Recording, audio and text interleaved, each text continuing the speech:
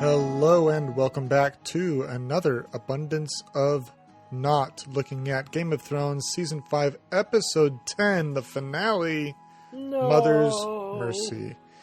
Yes. And this is Abundance of Thrones. Did I say not? You did. How dare I? Abundance I know. of Throne affiliated with the Abundance of Naught network. How about that? There you go. There we go. Good Yeah, cover. Wow. little bittersweet situation today, since this will be the last Thrones episode for roughly 10 months, and we're not all that happy about it. Some We're people not are happy about it ending, and we're not terribly thrilled with the episode. Well, the episode was decent, but what they left us with was not uplifting. Talk about leaving a sour taste. Yes. Some people are in corners rocking back and forth. Yeah, holding their legs, whispering to themselves. And to be carried on the plane. Praying to the 9 gods to, well, you know. I think they're playing to the Red God, but we'll get to that in a bit. Information on the episode, once again directed by David Nutter, who we talked last week, but has directed now 6 Game of Thrones episodes, 2 of which from Season 2, 2 from Season 3, including The Red Wedding, and now 2 from Season 5. Viewership, big surprise on this He one. needs to quit. Why? Seriously. Oh, well, every episode he does, he makes us cry. Major kill-offs. Yeah. I think he's kind of like ill in pain. You know, they bring him in when they need to, He's thin the herd. executioner. Yeah. Viewership this episode, big surprise, up almost 1 million from last week, the highest viewership of the season, 8.11 million. Everyone was Nice. like, oh, well, it's the season finale. Yeah, Might as well watch it. yeah. Probably See the episode who's- they wish they didn't see afterwards, but it's the one they watched. Episode rating, according to Wikipedia, at 98%. So we had one not-so-awesome episode this season. That was episode 6 in the critic eyes. Everything else has been 90 or higher, which is good for us. And from a report that I was reading earlier this week, apparently this is also the most pirated episode of the season. Well, that would not surprise me, given some of the content. Yes. Yeah. Very good. Opening sequence of Now the the show. director has a new nickname, The Executioner. The Executioner.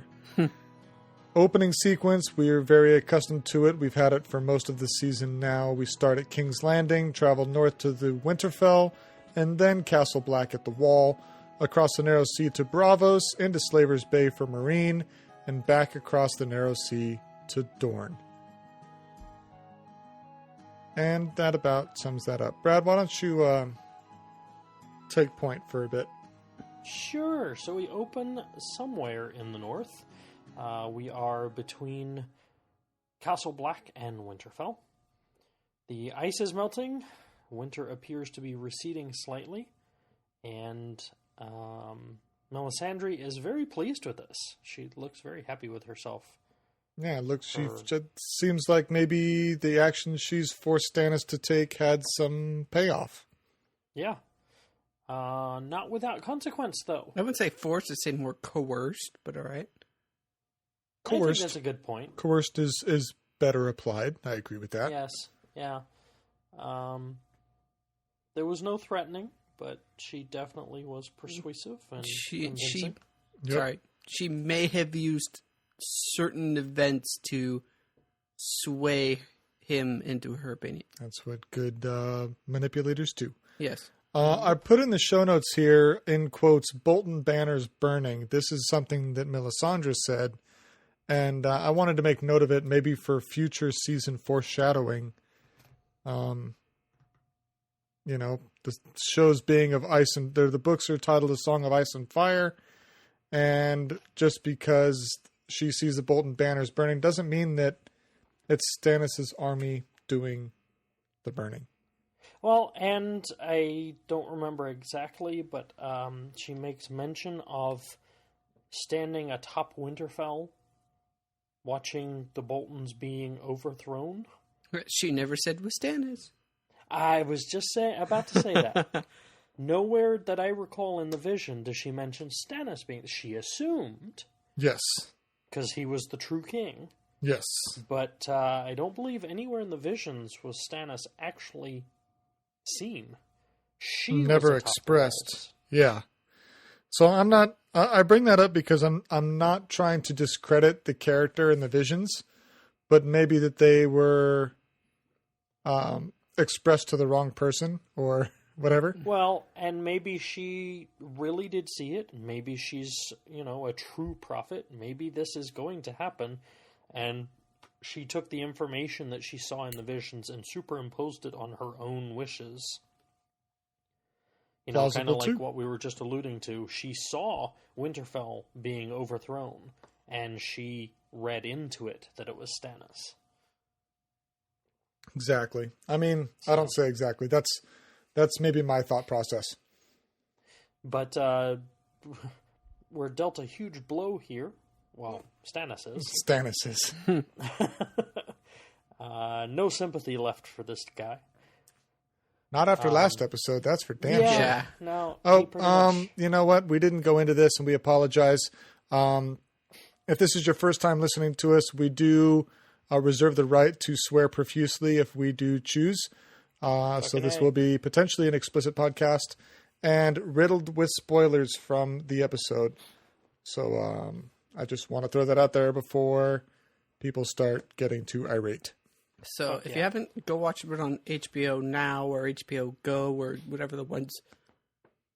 You have no right to complain. Yes. You have been warned. That's right. Okay, back to the recap. Stannis gets the rather depressing news that half the men have gone, all the sellswords, and while they were leaving, they took all the horses. Yes. Now, he gets a nice 1, 2, 3 blow here. So He this does. is one. He does. This is one. So Number he gets two. called away to come see the men, and they're mostly gone. Yes. Now, another messenger comes. And he is called away to the woods. Called away to the woods, where he finds his wife hanged from a tree. Yes. And while he's there, and we can come back and look at more detail. Yes.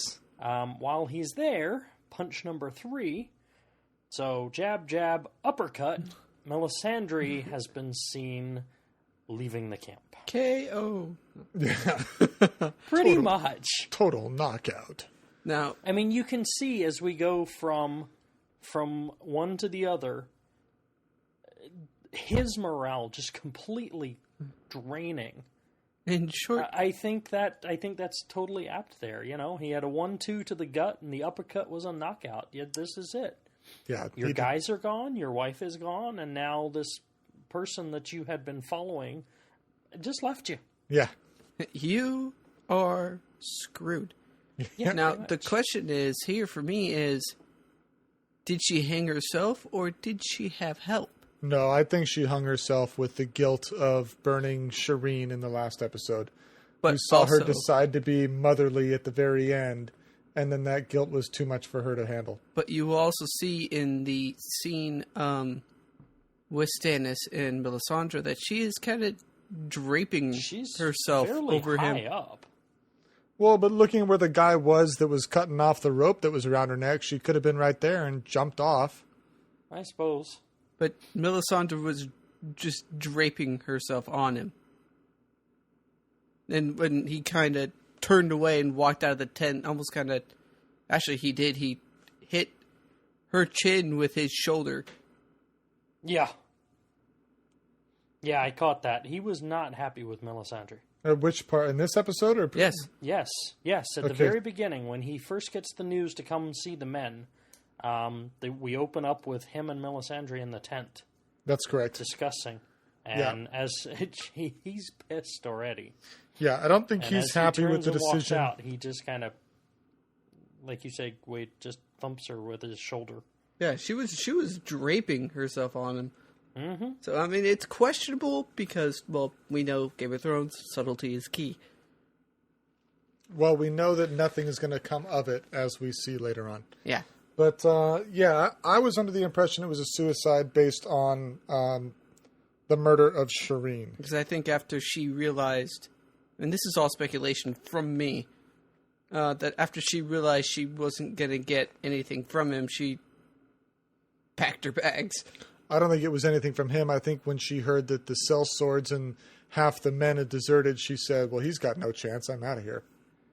It was before it was expressed about Celise and that she decided to leave. Because she wasn't at the tree. Correct. Which means she was already on her way out before. Yeah. So. But yeah, so Melisandre defects. Stannis is now a widow and a daughter killer. And half his army is gone. So that's great. And all his horses are gone. Would that be pedicide? This would be one hell of a country song. That's Holy a crap. great question. I'm going to go with yes. Pedicide. What? How's this pedicide? He killed his daughter. We discussed in a previous episode that there are particular names for everything. Yes. For every kind of murder. Yes. Okay. Homicide, suicide, genocide. Fratricide. Pedicide. I was thinking more broken up of the word pet, meaning, No, animal. ped as in pediatric. Ped Okay. Yeah. as in child. There we go. I was like, he didn't kill any horses. What the hell are you talking about? They all took them. Yep. That's not murdering of animals. So if we're done with Stannis, we can jump back north of the wall. Let's do it. Or not north of the wall, back north to the wall. To the wall. And we hear Jon telling Sam all about the story of the White or the Night King, depending on which side of the fence you're on. I've heard it seen both ways. And the word we're looking for is filicide. Is that the appropriate term? The deliberate act of a parent killing their own child is filicide. Filicide. Well, This has been an abundance of murder.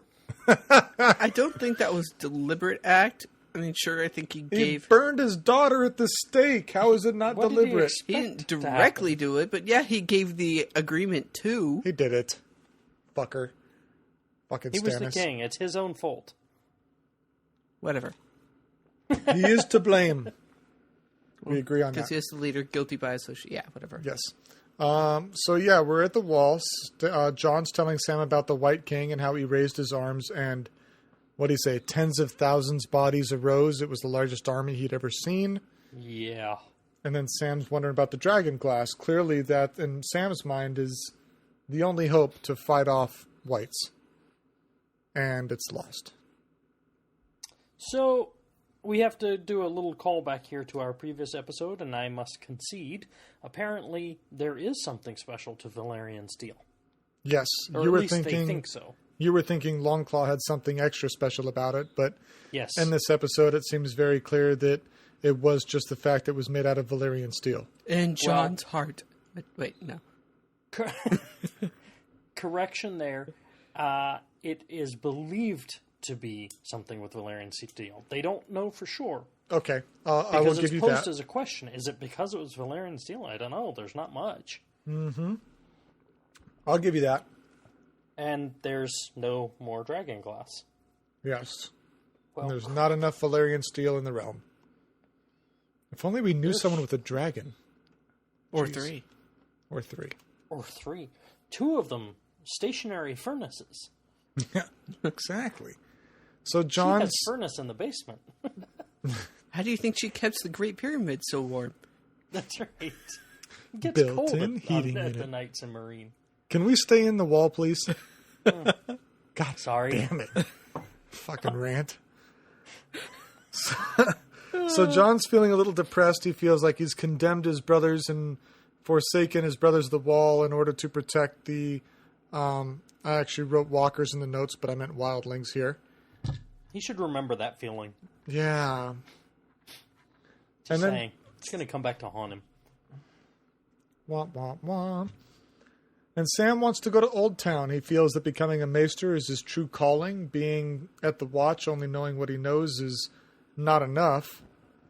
And, but unfortunately that means John would lose his most loyal supporter and pretty much his only trusted advisor. At this point, I'm willing to say maybe Sam is his only supporter. That's plausible. I don't think there's many left that have a lot of confidence in him. Correct. Until the whites come and they think, wow, we really wish we had a Lord Commander right now. I know, right? Hey, John was right. The competent Lord Commander, because we all know who's going to try to take the... And Sam given a very convincing speech about if he doesn't go to Old Town, then people will come to try to hurt or take Gilly. He'll probably die in the process, and subsequently Gilly and the baby would die at the wall. So, I like the almost fist bump here that goes between them as being the You caught that, did you? only two in the Night's Watch that are openly admitting. Yeah, I did that. But again, we've talked about that's not technically breaking a vow. I like the other fist bump. It was more of in Sam's favors. You got beat, then you got fucked. Yeah, Just one right after the other. How the hell did you manage that? exactly. Very carefully. And damn, it was good. And yes, I believe that was Sam's loophole, wasn't it? Yes, Sam came up with, well, look, the swear-in, the oath doesn't say I can't be with a woman. It just says I can't take any wives and father any children. Yeah. So Which pretty adds cut and to dry. the very carefully. Yes, he does. He would make a great politician. I think he would. already has. I would like to nominate Sam as the 999th Lord Commander. Yeah, good luck getting a second on that one. Yeah. We travel back south a little bit to Stannis, and we see that his men are marching on Winterfell and scene. We go to Winterfell. I would like to point out that the morale of the troops is at an all-time low. Really? I thought they looked rather cheerful. Did you? Yeah. They looked happy to be alive. I Just think the they all groans know that they're dancing. They are marching. Game of Might Thrones, as well the be musical. We're off to our death. Yeah, they're marching to their death. Yeah. Yep. So at Winterfell, Sansa escapes her room with a corkscrew. What? Apparently those locks have pretty large keyholes. Which I guess back in those days it would make sense with the blacksmiths and everything. They don't exactly have fine machining tools available. It's what's known as a warded lock. Is that what that's Serious. known as? Yes, I'm serious. Educate. So, you know those giant old-fashioned keys Yes. that have the notches in them? Yes. The lock, inside the lock has a mechanism that you have to match the pattern. You know, the key has to match the pattern inside the lock before it will turn. Yes. Well, that pattern was called a ward. Oh, okay. So it is a warded lock. Got it. It's just like tumblers, only more simple. Much, much, much more simple. And in fact, so much more simple that, and exactly accurate. The locks were so easy to defeat because the ward, that pattern, was the only thing protecting the lock, right? With a modern pin and tumbler lock, you have to set the pins at the correct angle to get the tumbler to turn. Yes. With a warded lock, You just got to all you match have the to do shape. is bypass the ward. Yes. If you can get something small enough to go through the pattern, then you've won. Which is exactly what she does. Exactly. And apparently we find out she's headed to the old tower, which if you saw prior to the episode, it was hinted that the old lady giving her advice about lighting a candle in the old tower and your supporters will come. And that's where she's headed off to do. So, question for you here. Yes. It raised a question in my mind. To your theory Yes. that Ramsay's office is now in the top of the broken tower. He was out assaulting the... He was. Exactly. But, no, I absolutely agree, and that thought did cross my mind. But, do you think marching all the way to the top of the broken tower, opening the door to find Ramsay's office, would have stopped her? Like, it's one thing to post a candle in an empty room where nobody's going to know. Except for the everybody person that's outside looking at the window, yeah. Okay. What is that light up there? But to march into Ramsay's office. Well, it poses another compounding question, rather. Wow. That would she have then realized that Reek, a.k.a. Theon, didn't just rat her out, but was actually going to perhaps light the candle, and then she realized, oh, wow, he was trying to help me, and he just got caught in the crossfire. Dun, dun, dun. Yes. If our viewers know, I want to know more. My Please. interpretation is that it is Ramsay's room at the top of the tower because he interrogated the old lady and flayed her, and he just happened to not be around when she went up to light the candle. I think she timed that kind of well. Well, she knew they were gone. Exactly. Yep. Then we see our good friend Podrick out in the wilderness gathering firewood, carrying a couple hares. That was, whoa, we're way before that. Podrick saw Stannis' men marching. Yes. Oops. Outside Winterfell. With the hares. Yes. He has hair? He's got a couple. And he goes and tells Brienne. Yay. And right after she turns her back on Winterfell is when the candle is lit in the window. Yes. Damn it, she's always so close. So close, you get so far. She always fucks it up. Now here's my next question, though. Given what comes next, would she have gone to the tower or followed to her own oath? So, this is where my comment comes from, that she fucks it up. She has sworn an oath that she claims is all holy and true, and even though Catelyn's dead, she will protect them no matter what. Well, she has two oaths, one to herself and one to Catelyn. Mm-hmm. Okay, but she forsakes one to fulfill her personal one. She has a grudge against Stannis. Right or wrong is not the debate. She has a grudge against Stannis. Uh-huh. And she leaves her post, and she leaves her charge. Right when Sansa needed her most, she leaves to fulfill her own personal vendetta. Oh, yes. My question is, if she saw the candle, would that have changed her actions? In your opinion? No. Okay. But by having her not see the candle, then we don't know. We don't get to see her face that question and make the judgment. She makes the decision with the best ability with the information she has on hand. Just happens to be the wrong one. So, yeah. Then we're outside Winterfell. So we're staying heavy in the north right now. And we see that Stannis crests the hill and he informs his army to set up camp and to go foraging. And they're going to siege at sunrise. And his commander goes, nope, right now.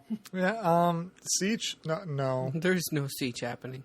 Yes. No. So Soldier points out that the cavalry is riding towards them. I had a question on this. Yes.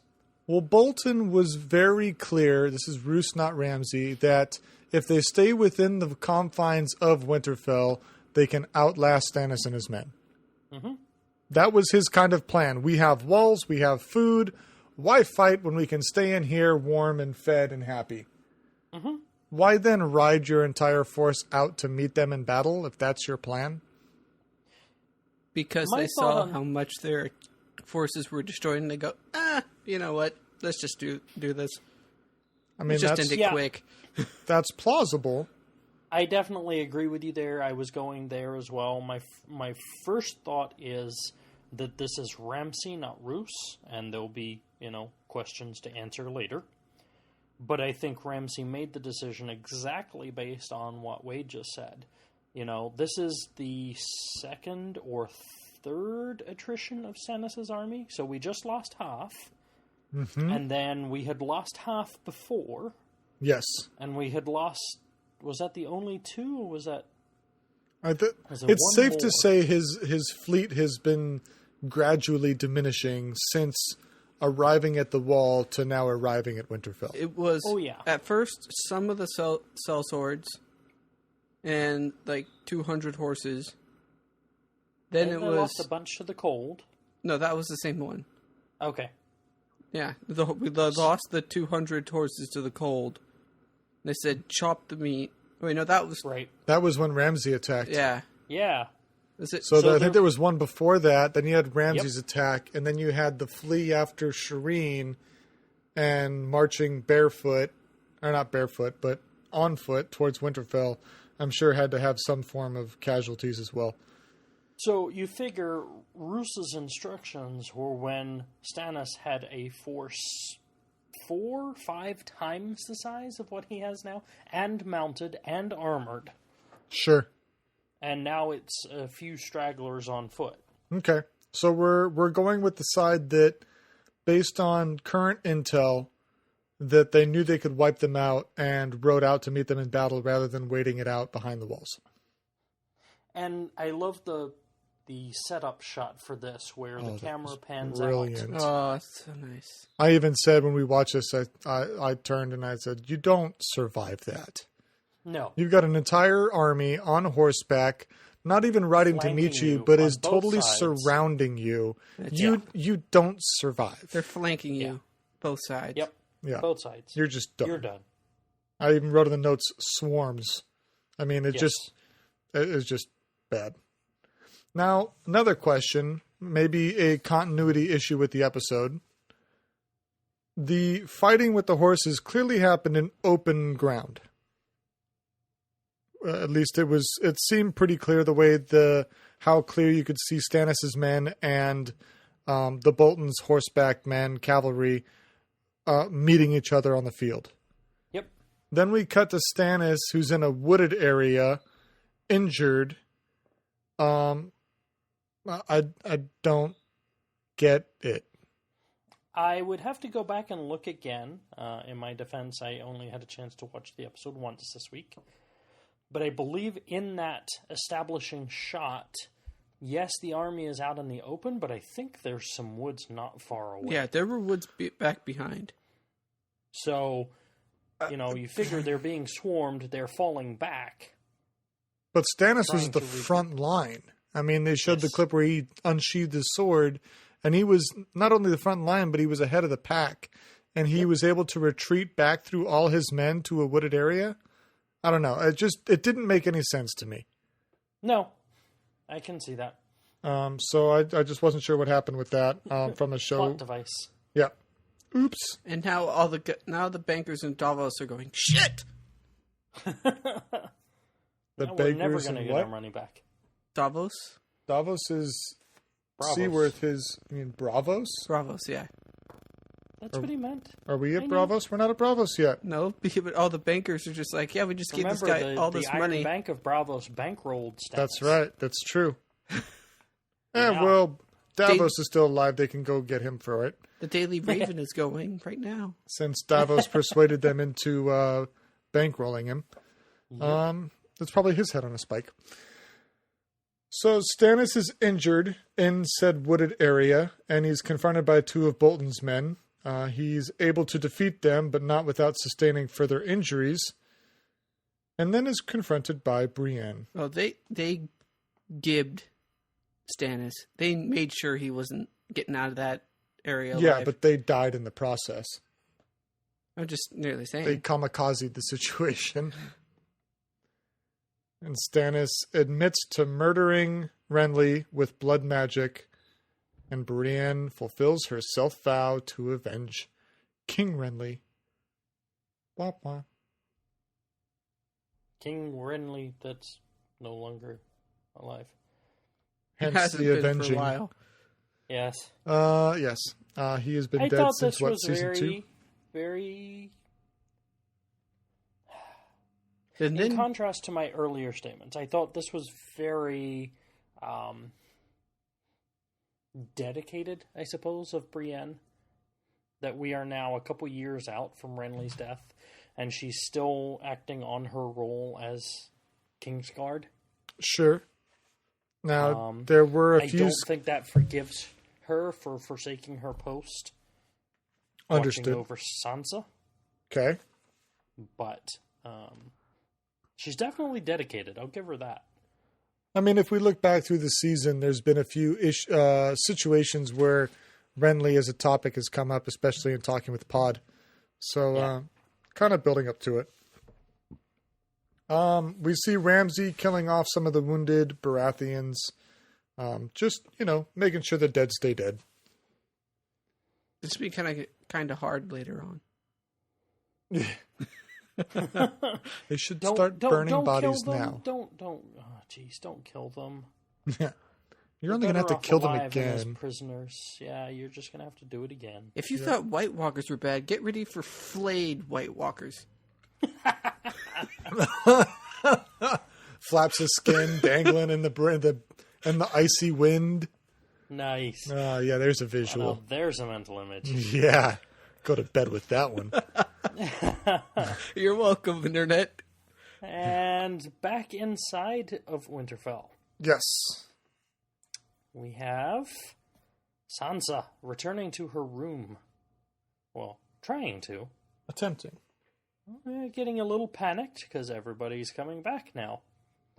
When Reek shows up along with Miranda, who has a bow drawn.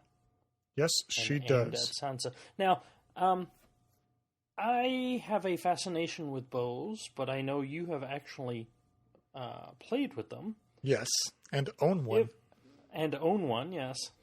If I understand correctly, they are using recurve bows. Well, they're definitely not using compound bows. And if I understand the mechanics of recurve bows correctly, she's faking it. Well... You're not going to pull it back and hold it under full tension while you have a conversation.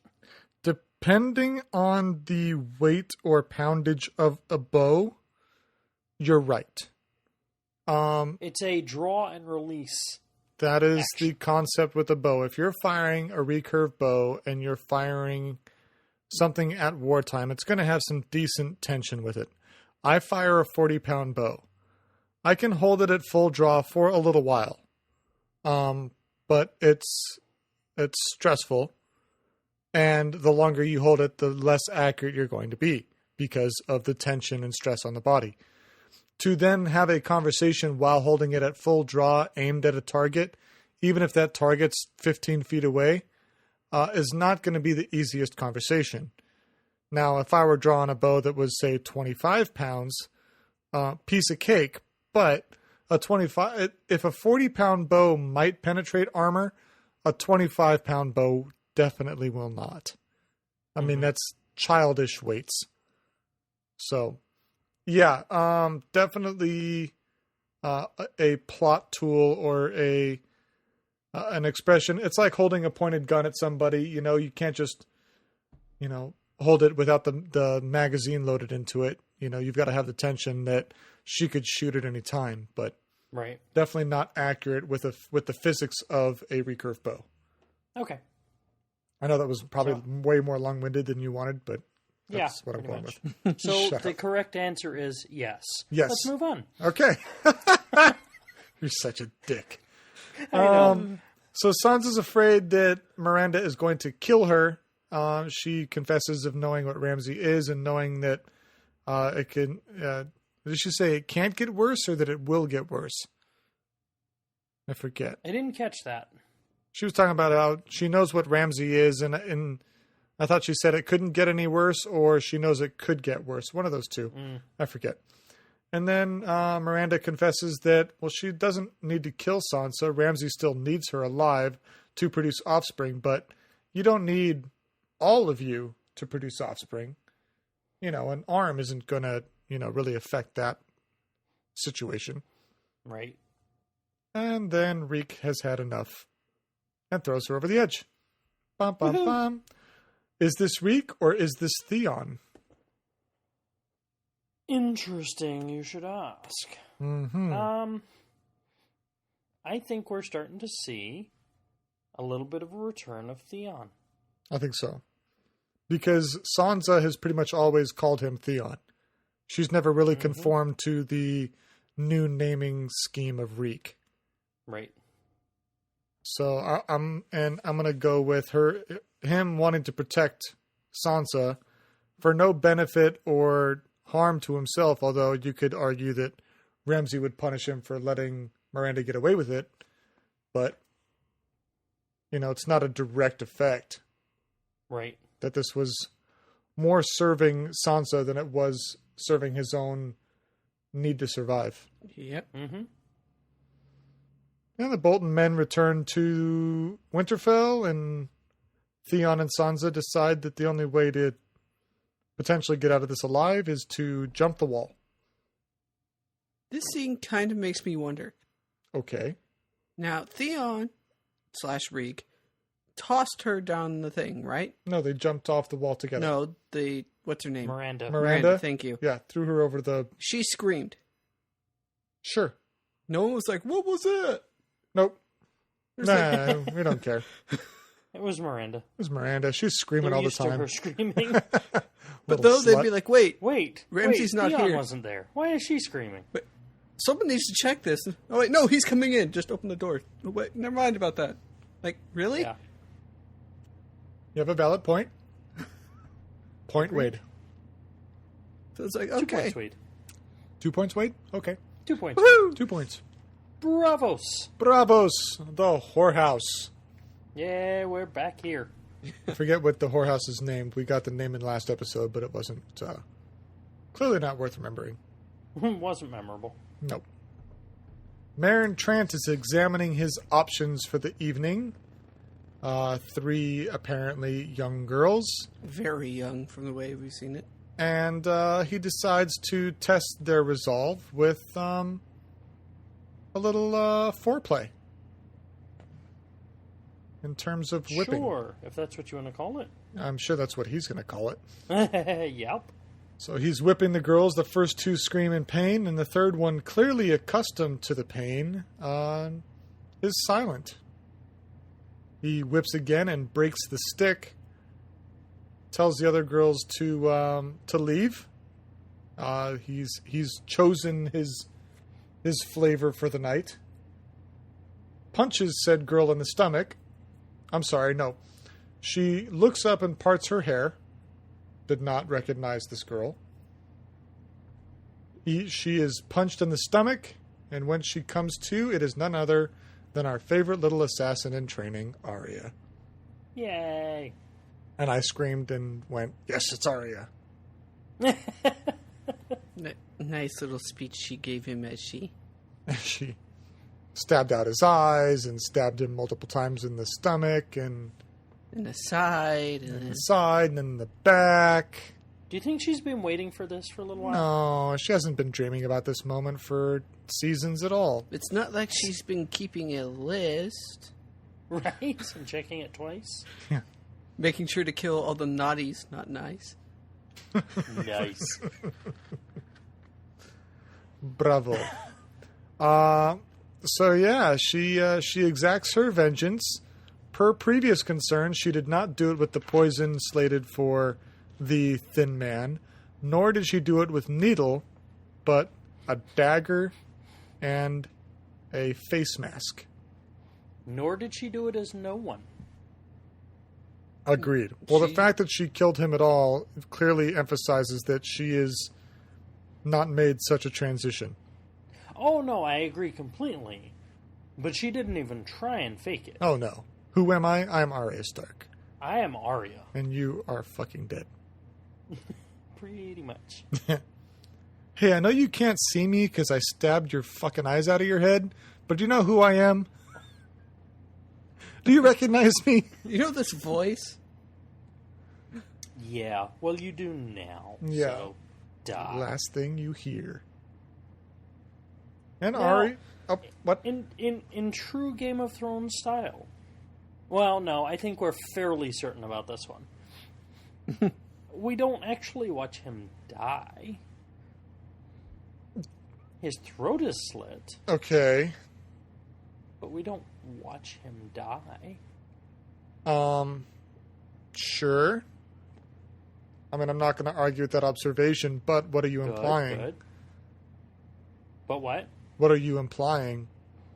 That he would somehow survive this? Who knows? That she would let him live? Oh, no. I doubt it. Okay. Now that you bring up that question... If you want to put it that way. And so Arya returns to Back. the mask hall. What are we calling this? Do we have a name for it?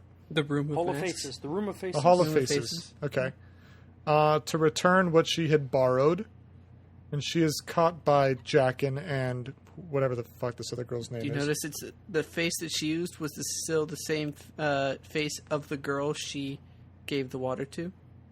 Oh, is that who it was? Boom! Oh, I didn't catch I didn't that. notice that. Good eye.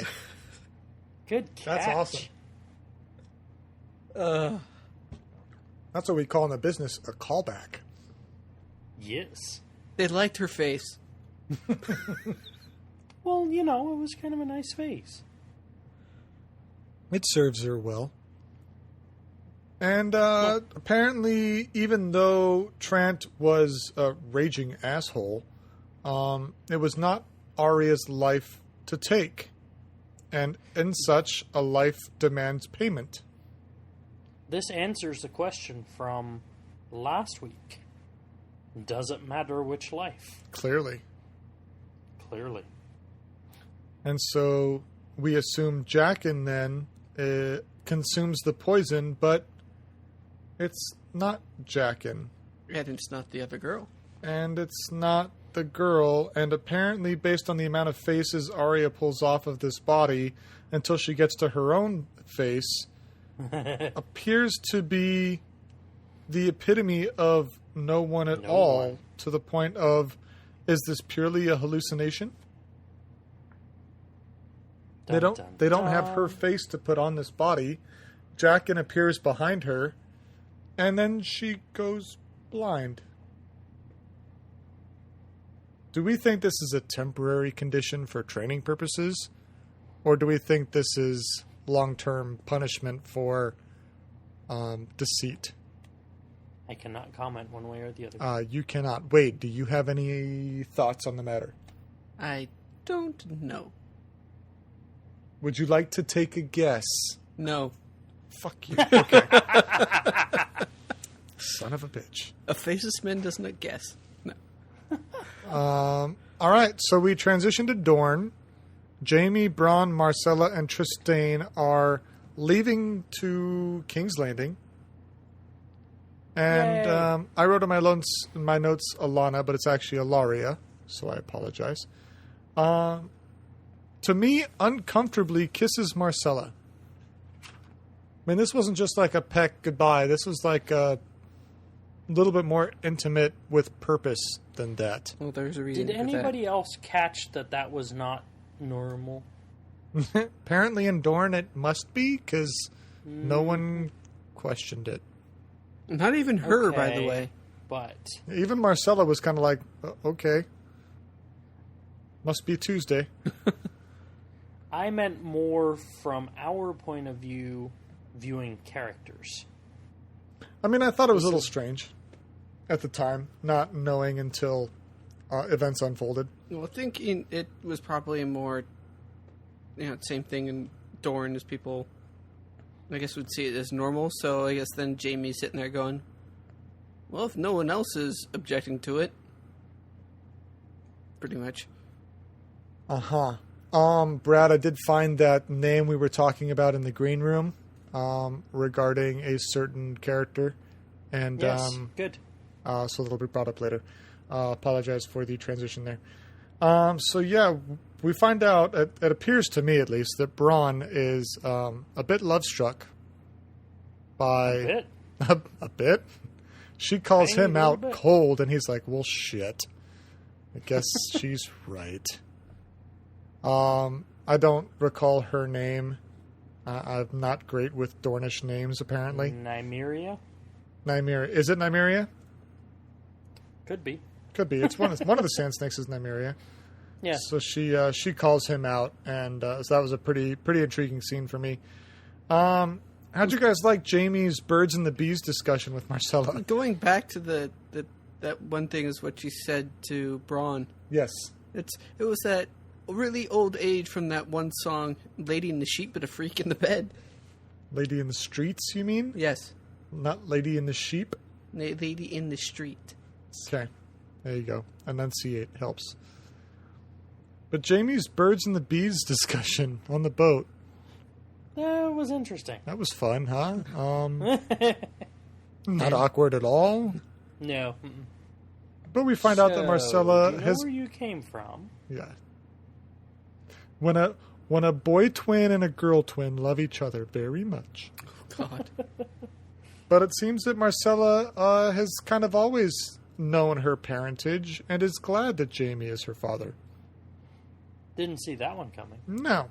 I'm not sure why she'd be glad anyway. It's not like he did anything for her. Aside from try to rescue her from Dorne. Emphasis on try. Try, yes. Try. Okay, well, No, seeing as there you is no spoiled try. that. Well, it was the next line in the notes, so what do you want me to do? Go on. So Marcella, while on the boat, after hugging Jamie's nose starts to bleed. And it is Roll. quite clear to us as the viewers that she's poisoned by the same thing that Bronn contracted during his fight with the Sand Snakes and subsequently received the antidote while in the jail upon probably the best tits in the show. Wrong. You want to try that again? Debatable. The poison acted quicker. She didn't use any... There wasn't any kind of stimulation to get the heart increasement for the poison So to go maybe through. this was more potent. So And it didn't require a cut to enter the bloodstream. Okay, fuck you guys. So she's poisoned. She's poisoned by something. We find out is And the last antidote was on that sand snake's neck. well, it was a antidote. I don't know if it's I the think only she antidote. did say the only antidote in the world. That was when they were in the jail cell. Yeah. The only antidote in the world. Okay, sure. Points to me. I have nothing to argue. No On points a roll. to be used as fact in this discussion. Either way, Marcella is poisoned. We find out that Ilaria is also suffering the effects.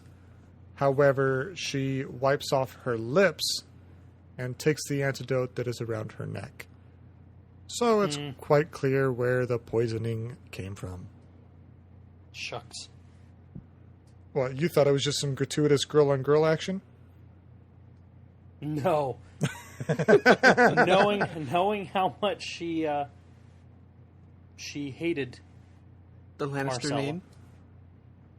Well, that was kind of And- interesting to me because she approached Jamie in the last episode expressing how much she knows that Marcella had nothing to do with what happened to Oberyn, and even Jamie might be innocent of that, yet she still goes through to poison Marcella and not Jamie. You know, she doesn't give Jamie a kiss on the cheek that might provoke some degree of poisoning. However, that being said, the poison that Bronn had, they did say if even a drop of it touches the skin, didn't say it had to be entered through a wound. Still, the one So, that lasted side longer point. and had to be used as... Maybe to it was increase the diluted. I don't know. And she said it was the only one in... Flipping him off for the viewers. My middle finger is erect, pointed in Wade's direction. You lose, sir. That's fine. I'm still carrying out Moving my... on. Marcella's fine. dead. Marcella Dun, dun, dun. is sick. Ah. We did not Game see of her... Thrones style. We didn't see her die. That's Moving on. correct. And even though Dave and Dan say dead is dead, George says death is not always the end. So, take your pick. Yeah, on this one I'm going to go with she's probably dead. Spoiler alert. Okay, fine. You want to say that she's dead. You heartless bastard. Thank you. He's to here till Meereen. Tuesday. On to Marine, the awkward triangle of Jorah, Dario, and Tyrion on who loves Dany most. Tyrion points out that it's pointless for the sellsword and the disgraced knight. Neither one are worth the queen's side. Not that he's advocating for himself, but he's clearly saying that neither one of those two deserve it. And he points out that, we always want the wrong person in life. Could that be a tie back to Shay? I don't know. I'm going to go with yes. Shay and his wife. Yes. The other whore. Yes. And we get a visit from a long-lost friend, Grey Worm. Clearly still recovering from his injuries in the Sons of the Harpy episode. Yeah. Needing help. Yes, he's not doing so hot, but he's not dead, so he's doing better than Selmy did. So, I mean, take that for what it's worth. And this is something, kind of a side note after this next point. Tyrion speaks High Valyrian, although his is quite nostril. Nostril, yes. Now, you mean rusty? I mean rusty. Yeah, that's the word. Now right. we knew this from Volantis because we paid attention to the show, where he understood the red priestess talking in the street. Now I have listened to other podcasts on Game of Thrones, and they were unaware that Tyrion understood Valyrian. To which I shake my head at them. Good job, guys. Good job. Yeah, way to pay attention. Sucks to be you. And then Dario expresses that Tyrion would be of no use to them on their quest to find Dany. That he has experience in ruling along with Missandei, who has kind of the trust of the queen and can more or less speak on her behalf. Essentially, they're setting up a little small council, or a mini council, sorry. A mini council. Yeah. And they're saying that the Myronese people will listen to Grey Worm and Missandei since the Unsullied patrol the streets, and Missandei is Dany's most trusted confidant. Once we come to terms with all this, Tyrion's overlooking on the, as he says, heroes riding off to save the queen, and he gets a visit from an old friend. I Sure like this took him guy. long enough. Right? How long has it been? 3 episodes? Jesus. Probably longer than that, actually, if I think about it. But Well, he disappeared. it's actually more like 4 or 5 episodes.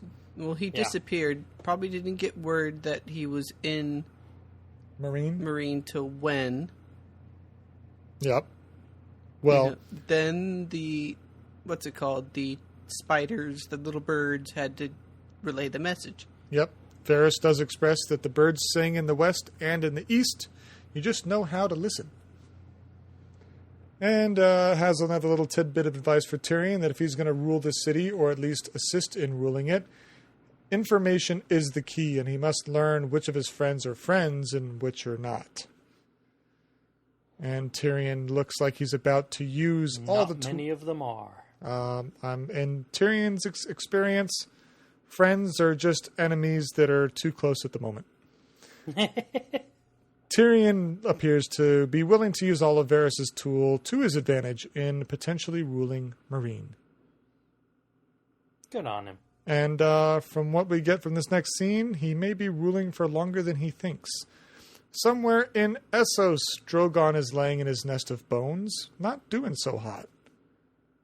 No, he took some serious damage from the last encounter. Yep, he's licking his wounds, and he's not too happy about it. And he's been flying Yep. for quite a bit, so...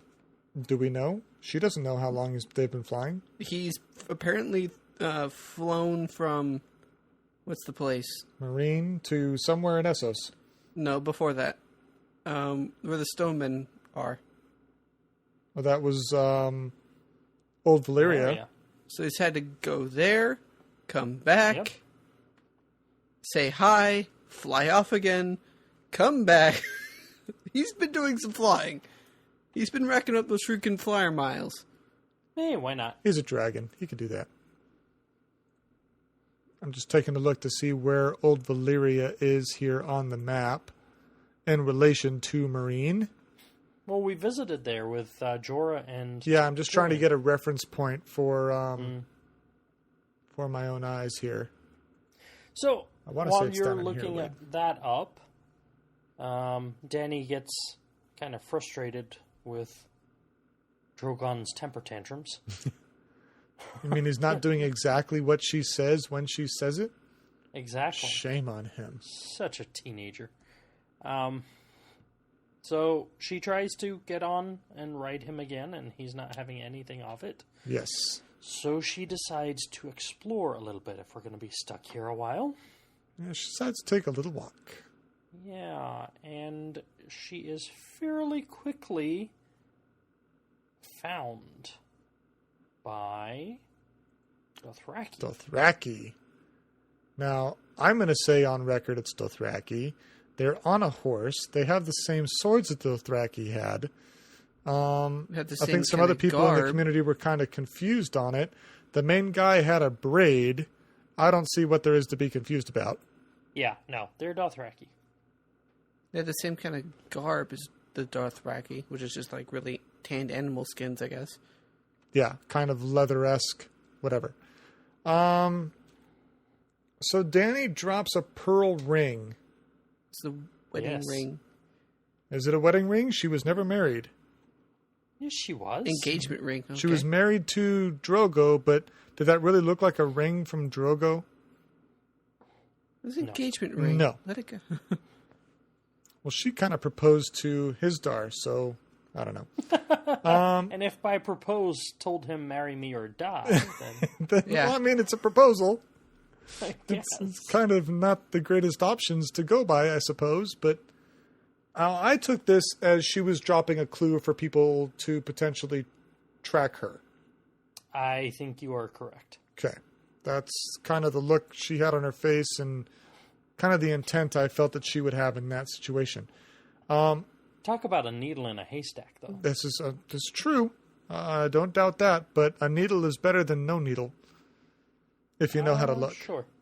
Now, this was quite an impressive Khalasar. I know it was kind of criticized in Season 1 by people beyond us that you never really got a scale for the Dothraki and their Khalasars. Mm-hmm. Now, in the book, I think, and I may have mentioned it in the show, but they're supposedly like 40,000 strong. It can be, yeah. And we never really saw anything that gave us any scale. Now, this scene gave us a decent scale. There's a shit ton of Dothraki here. That is a legitimate measurement of shit. Good to know. In a ton. So I just wanted to make a note of that. This was quite an impressive show of horse lords. Yay. Yay. Okay. Dothraki back in the picture. That's right. And then we move back to King's Landing. Or not back, to the first time for the episode. Yeah. Which I was wondering, because when I looked at the time for the episode, this was kind of late in it, and the title of the episode mirrored the actions to follow. Cersei is to confess, and does so against the crimes of adultery, essentially, lying with another man while married, and essentially death of Robert Baratheon. The High Sparrow baits her for more confessions, appearing to know more and accusing that her children were not legitimate and were born of incest, and she claims... she did confess to incest with Lancel. She confessed with incest to Lancel, but no one beyond that, and claiming that her children are in fact legitimate, and that was a lie by Stannis, who wanted the throne. Shouldn't have to worry about that anymore because he's dead. But the High Sparrow informs her that the trial will persist. Just because she confessed to some of her sins, she did not confess to all those that were charged against her, and would still need to stand trial for those actions. I think she was a little surprised by this. He knows more than he's letting on. Oh, of course. I mean, he flat out accused her of the other crap. But she will go free after her atonement, which was interesting. First, she's bathed, and quite aggressively, I might add. And then her hair was cut, quite aggressively. Yep. Now, I heard the Rains of Castamere playing in the background during this scene, but it was very slow and very deep, like on a stand-up bass or something like that, or whatever. Maybe it wasn't Rains of Castamere, but I thought I heard some Rains of Castamere, which were kind of fitting considering the lineage of that song. Well, I heard a song playing. I could not place it. Weren't sure if it was Castamere. That's fine. No. That's fine by you. So her sentence is pronounced? It is. Well, her atonement is pronounced. Yes, correct. Trial yet to come. But And we yes, see her correct. paraded. Presented before the kingdom to walk through the streets as the gods made her naked and exposed. I got to give it to Lena Headey, though. Is this the first nudity we've seen this season? Nudity? It has been very light on... No, we got... I mean, it's probably the first full frontal we've seen this season, but we got those great Dornish tits in, that's right. in the prison cell. Yes. We also had the Faith Militant going into the brothel. That's right. And there was some scenery there. Not so well portrayed, but it was there. But I got to hand it to Lena on this one. This was quite the walk of shame, and she did a fantastic job in the facial expressions to me. At first, when she's walking, she's still kind of prideful that she's getting off with just this. And then as the walk continues, her facial expression... It's eating at her. Oh, yeah. It chips away pretty aggressively there. I'm saying aggressively a lot right now. I don't know why. Because you're aggressive about I'm it. aggressive. Yes. You know it. The people I agree, though. I think she did a fantastic job of portraying this. Yeah. Exactly as I envisioned it when reading the books. That, she starts off very proud and still full of herself, and just over the course of her walk, just gets eaten from the inside. Which we see is not a short walk. I mean, she steps out of the Sept of Baelor and sees the Red Keep, and it's not next door. Not only is it not next door, but you can't get there from here. I mean, the walk is going to take a fairly circuitous route. And it does. Yeah. Into which it left her feet bleeding. Correct. The walk was so strenuous on her bare feet that by the end of it, they were bleeding. Did you guys notice the Faith Militant just straight crack a chick in the face? I did, yeah. I was like, damn. Like, Jesus. These fools aren't messing around. I mean, not to say that they're advocating on Cersei's behalf, but they're making sure that the walk is unobstructed. We're here for a reason. Get out of the way. That's right. I was like, geez. They were pushing some people, but they just straight cracked this chick. Yeah, she had a blood pooling there. Yep. And by the end of the walk, she enters the Red Keep, and none other than Qyburn has the decency to cover her up as she stands naked in front of her uncle and the Grand Maester, who kind of enjoying the view. Pycelle had little, yeah. Hey, how you doing? He tossed up an eyebrow. It's like, you disgusting Yeah, you little rat bastard. Good to see you. All of you. And then Qyburn introduces the newest addition to the Kingsguard. It's Kingsguard. It's going to knit something. Kingsguard. Sir Robert Strong is the name that I don't believe was said in the episode, but per the source material is the name given to Franken... what was that? Franken Clegane. Mm-hmm. The former Gregor Clegane, a.k.a. the Mountain, turned Frankenstein's monster, or in this case, Qyburn's monster. Qyburn's monster. Now, Sir Robert Strong has taken a vow of silence until all of the Grace's enemies are defeated and all evil has driven from the world. And That's a momentous task. I'd like to give a little throwback here. Because I don't remember if we mentioned it or not, but you remember Qyburn visited Cersei. Yes. And mentioned to her, don't give up hope. there's options or, something along those lines. Yes, and she took it to be the confession. This is what I was thinking. Well, he also said the work continues or something along those lines too, Yes. which I took to be his little experiments in his little mad scientist dungeon were going according to plan and not stopping just because she's in a cell. Yep. And apparently he has mastered the art of, I don't know, healing a man from extreme near death. Are we assuming he was alive after the fight with Oberyn? If you, they gave us a nice look. There were, his skin was gray. It was at the eyes. His eyes were red. He's monstrous in many, many definitions of the word. But as we see the scene, as he picks her up and carries away, they focus on her face, and she has a, how do we say, new determined zeal. Yeah, she... For hatred for a certain person. She's got some tools at her disposal and appears to be very willing to use those tools. Agreed? Agreed. Yep. Great. Brad, you still there? I'm still here. Okay. He's sleeping. We transition to the last location for the episode and... No. No? No. We're not going there. We're not going there? Are we stopping here? Are we in denial? This is it. This is the end of the episode. Okay, so Brad is going to depart. Bye, everybody.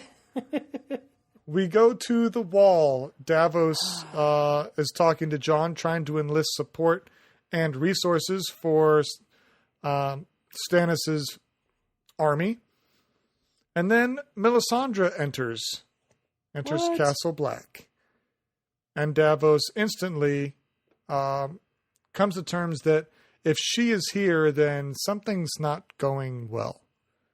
Yeah. He asks about Stannis. I believe Jon asks about Stannis. Okay. Yeah. I may have looked away when I was doing this. But Davos did ask about Shireen, the princess. She still stayed silent. Yes, she gave no answer confirming or denying anything. All the boys are getting the silent treatment. She gave the look and then just turned and kept walking. Yeah.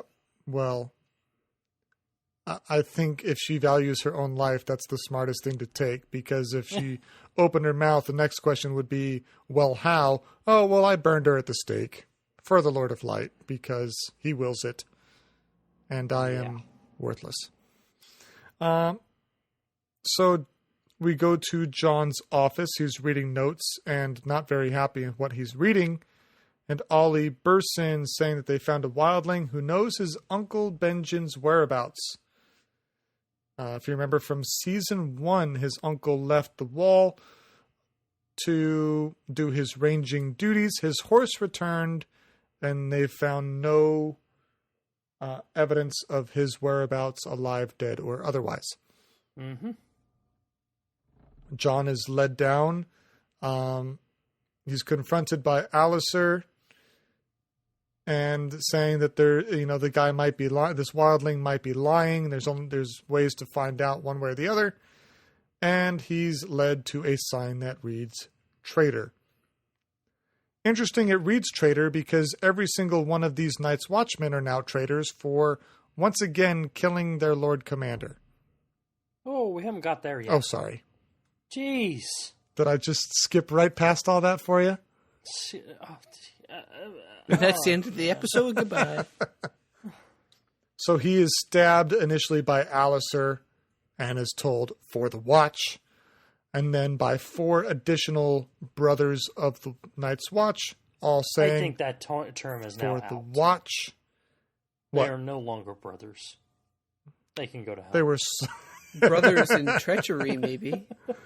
And then for the final straw, Ollie parts the crowd like Moses of the Red Sea with a dagger for the final blow. Question, and where's says, Ghost? For the watch. Yeah. Where the fuck is Ghost?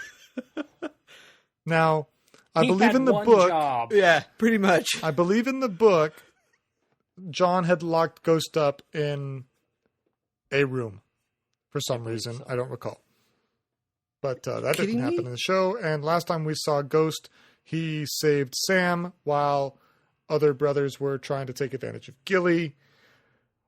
Apparently, HBO and Game of Thrones used all their CG budget in that scene and couldn't have Ghost in this one. If I was John and I had Ghost, that dog would be with me everywhere I went. Especially when you know you don't. When you start doing something as controversial as, I don't know, I'd be like, bringing the free folk in? Yes, against everyone's desires. I'd be sitting there at town meetings, castle meetings, with Ghost in front of the table, just be like, what up, try something. You got something to say? Go ahead, say it. No, seriously, say it. Say it. Say it! So there are a lot of images floating around the Twitter sphere revolving around Game of Thrones. The first picture is Joffrey saying, hate this bastard. And then Ramsay saying, we'll never hate anyone more than this. And then Stannis saying, die you fucker. And then Ollie going, you son of a bitch. Additionally, there are other pictures of Jon holding Ghost as a puppy, saying that, I'll always be with you, or you'll protect me, or something like that. And like you said, Brad, Ghost, you had one job. Just one. One job. We fade to black as Jon bleeds out in the snow. So did he die?